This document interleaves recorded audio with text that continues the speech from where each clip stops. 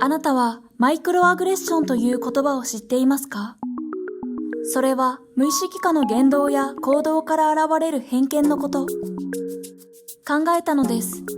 もしかして私たち自身がマイクロアグレッションを生み出しているのではないかと。だからこそ私たちはそんな偏見たちを取り除く新しい視点や思考を様々なプロダクトを通じて提案する活動をスタートすることにしました。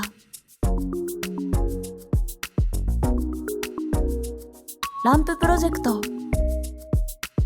あなたはこれまでに商品情報を見たときに根拠のない偏見や先入観によって買う、買わないの判断をしたことがないでしょうか？今、あらゆる産業においてトレーサビリティの重要性が語られています。生産場所、生産方法、環境負荷。その一方で人種差別のようにこの国で作られたから良い、悪い、この材料だから良い、悪いといった表層的な情報や先入観によってプロダクトを判断している人が多いことも事実です。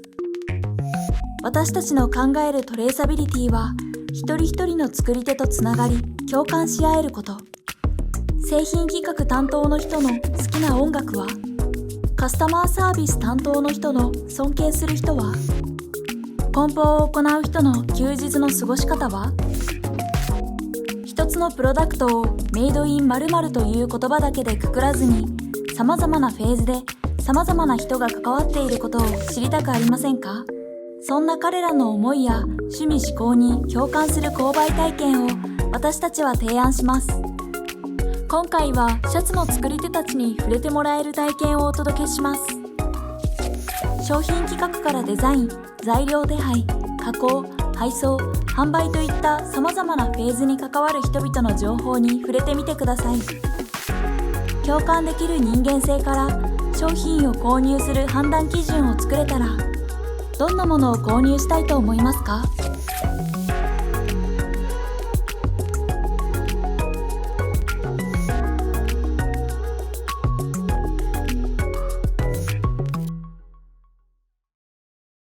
？Panasonic